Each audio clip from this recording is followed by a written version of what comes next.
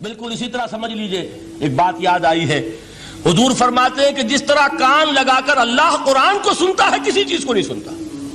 ہمیں نظر نہیں آتا نا، ہمیں معلوم نہیں، ہم قرآن پڑھ رہے ہیں تو سننے والا کون ہے؟ سب سے زیادہ کان لگا کر خود اللہ۔ یہاں اس لیے مجھے یاد آیا کہ ابو موسیٰ اشعری کو کیا پتا تھا کہ کون سن رہا ہے؟ وہ اپنی کیفیت میں نماز میں تہجد میں قرآن کی تلاوت کر رہے تھے، اور ظاہر بات ہے ان کے گھر ایکڑوں میں بنے ہوئے نہیں تھے، ایک ایک کمرہ، ایک ایک کوئی حجرہ، ایسے ہی تو گھر تھے نا صحابہ کے، لہذا حضور پاس سے گزرے، آواز آئی، کافی دیر سنتے رہے۔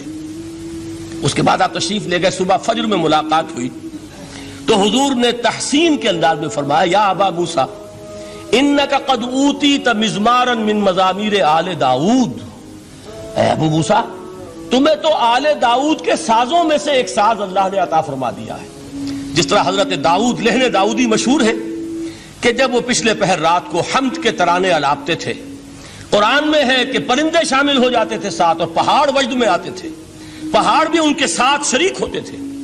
تو جس طرح کا اللہ نے ان کو لہن عطا فرمایا تھا، حضور نے تحسین کے انداز میں فرمایا ہے ابو موسیٰ اشعری، اللہ نے تمہیں بھی آل داؤد کے سازوں میں سے ایک ساز عطا فرمایا۔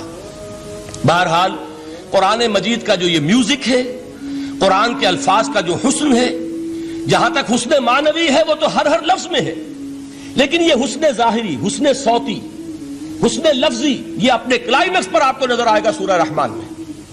لیکن قرآن میں یہ سورت اس اعتبار سے بھی ممتاز ہے، اس کی 4 آیات پر ذرا توجہ کریں گے، عجیب حقائق سامنے آئیں گے۔ جہاں یہ قرآن مجید کے حسن صوت اور حسن لفظی کی معراج ہے، وہیں اس کی پہلی 4 آیات میں 4 چوٹی کی چیزوں کا ذکر ہے، سب سے اونچی چیزیں۔ پہلی آیت کیا ہے؟ الرحمن، ایک آیت ہو گئی۔ رحمان کیا ہے؟ اللہ کا نام ہے۔ کبھی آپ نے غور کیا اللہ کے ناموں میں سب سے پیارا نام کون سا ہوگا؟ رحمان۔ کیوں؟ اس کا مادہ کیا ہے؟ رحمت۔ ہمیں سب سے بڑھ کر جس چیز کی ضرورت ہے وہ کیا ہے؟ رحمت خدا بندی۔ نام اچھی طرح سن لیجئے اس حضور کے قول کو۔ حضور فرماتے کوئی شخص جنت میں مجرد اپنے عمل کی بنیاد پر داخل نہیں ہو سکے گا جب تک کہ رحمت خداوندی دستگیری نہ کرے۔ کسی صحابی نے بڑی ہمت اور جرأت کا ثبوت دیا کہ پوچھ لیا، کیا حضور آپ بھی؟ جب آپ نے فرمایا کوئی شخص داخل نہیں ہو سکتا جنت میں محض اپنے عمل کی بنیاد پر جب تک کہ رحمت خداوندی جو ہے وہ دستگیری نہ فرمائے۔ پوچھا گیا کیا آپ بھی؟ آپ نے فرمایا ہاں میں بھی۔ آپ اندازہ کیجئے کہ اگر محمد الرسول اللہ بھی رحمت خداوندی کے ضرورت مند ہوں تو تاب دیگراں چہ رسد، ہماری تو سب سے بڑی ضرورت رحمت خداوندی ہے۔ اب یہ رحمت جو ہے قرآن مجید میں اللہ تعالیٰ کی یہ شان 2 الفاظ کے ذریعے سے آتی ہے، رحیم اور رحمان۔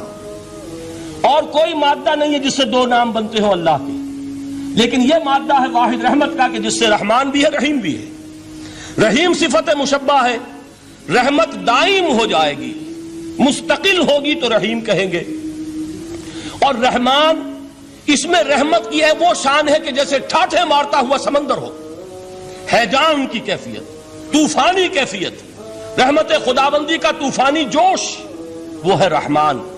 آپ تو رہتے اس علاقے میں ہیں، آپ کو معلوم ہے عرب اگر بھوکا مرا جا رہا ہو تو کیا کہے گا؟ انا جوعان۔ پیاسا مرا جا رہا ہو انا عطشان۔ بہت غضبناک ہوگا غضبان، غضبان آصفہ قرآن میں آیا ہے، بہت غضبناک۔ رحمان جس کی رحمت جو ہے جوش میں ہے، ٹھاٹھے مارتے ہوئے سمندر کے مانند۔ تو یہ اللہ تعالیٰ کے ناموں میں سب سے پیارا نام۔ اب آگے چلیے، الرحمن علم القرآن، رحمان نے قرآن سکھایا۔ رحمت خداوندی کا سب سے بڑا مظہر، رحمان کی رحمانیت کا سب سے بڑا مظہر قرآن ہے۔ ان میں جو منطقی ربط ہے اس کو سمجھتے جائیے۔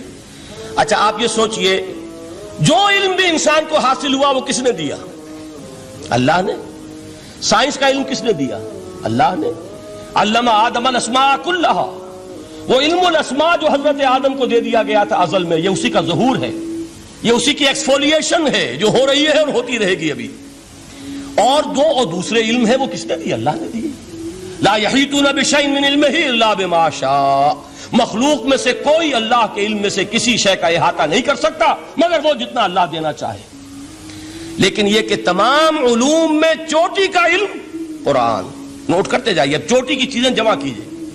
اللہ کے ناموں میں چوٹی کا نام رحمان. اللہ نے جو کچھ انسان کو سکھایا اس میں چوٹی کا علم قرآن. خلق الانسان، انسان کو پیدا فرمایا.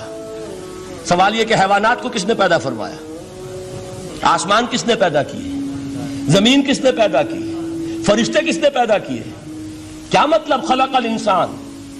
اس کی تمام مخلوقات میں اس کا کلائمیکس، اس کی تخلیق کی معراج، اس کے تخلیق کا نقطہ عروج انسان ہے. یہ ہے کہ جو مسجود ملائک بنا ہے. وَلَقَدْ كَرَّمْنَا بَنِي آدَمَ وَحَمَلْنَاهُمْ فِي الْبَرِّ وَالْبَحْرِ وَرَزَقْنَاهُمْ مِنَ الطَّيِّبَاتِ وَفَضَّلْنَاهُمْ عَلَى كَثِيرٍ مِّمَّنْ خَلَقْنَا تَفْضِيلًا. تو تخلیق میں سب سے اونچی تخلیق انسان کی، علموں میں سب سے اونچا علم قرآن کا، اللہ کے ناموں میں سب سے اونچا نام رحمان. اب آئیے چوتھی چیز، علمہ البیان، انسان کو بیان کی صلاحیت عطا فرمائی. کیا اور کوئی صلاحیت عطا نہیں کی؟ بینائی کس نے دی؟ اللہ نے. اسی طریقے سے سماعت کس نے عطا فرمائی؟ اللہ نے. کتنی فیکلٹیز ہیں، کتنے ایکسٹرنل آرگنز ہیں سینس کے، کتنے انٹرنل سینسز ہیں جو اللہ نے دیے ہیں. لیکن یہاں بھی سمجھ لیجئے جتنی فیکلٹیز ہیں ہیومن فیکلٹیز، ان میں ٹاپ کی فیکلٹی جو ہے وہ اسپیچ ہے، کلام ہے، بیان ہے. جن لوگوں نے میڈیکل سائنس کا مطالعہ کیا ہے وہ جانتے ہیں کہ یہ برین ہے، ہیومن برین، اس برین میں جو وہ اوپر ایک زرد سا مادہ ہوتا ہے، گرے میٹر، اس کی ایک کوٹنگ ہوتی ہے. یہ ہائیسٹ ایوالوڈ فارم ہے اور اس میں سب سے بڑا رقبہ جو ہے وہ اسپیچ سینٹر کہلاتا ہے. اسی لیے انسان کو حیوان ناطق کہتے ہیں. حیوان کے اور انسان کے مابین امتیاز قائم کیا گیا، نطق، گویائی، بولنا. اب یہ کیا چیز ہوئی؟ انسان کی صلاحیتوں میں سے سب سے اونچی صلاحیت. 4 آیتیں ہو گئی نا. اللہ کے ناموں میں سب سے چوٹی کا نام رحمان.